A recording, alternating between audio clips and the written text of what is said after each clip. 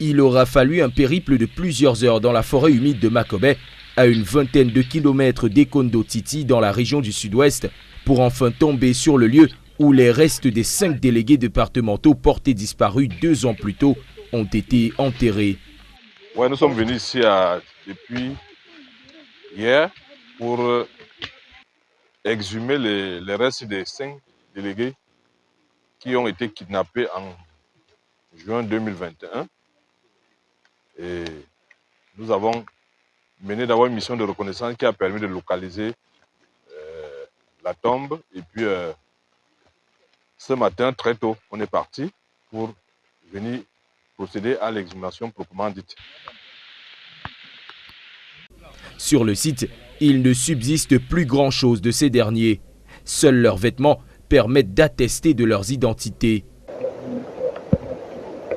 À quelques mètres de là, la tombe de leur présumé ravisseur tombée lors d'une altercation avec les éléments des forces de défense et de sécurité. On peut aussi dire que Ten Kobo, qu'on soupçonnait être au Nigeria, on a aussi vu que sa tombe était juste à côté de là où il avait enterré les 5 délégués.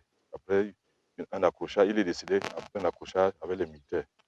La dépouille du 6e délégué, elle, avait été retrouvée 2 jours seulement après leur enlèvement. C'est Clinton, ex-combattant séparatiste, qui a rejoint le centre de désarmement, de démobilisation et de réintégration, qui a servi de guide lors des recherches. Il revient sur les conditions et les raisons ayant abouti à l'exécution des 6 délégués. Nous avons emmené les 6 délégués dans notre base. Les leaders de la diaspora ont demandé à Ten Kobo, notre chef, de les tuer pour monter en grade dans le Ndiang. C'est ce que nous avons fait. Puis nous avons fait des vidéos que nous avons envoyées à la diaspora. Je présente mes condoléances aux familles éprouvées qui ont attendu longtemps sans avoir de suite des corps de leur famille qui ont été enterrés sommairement dans la brousse sans cérémonie.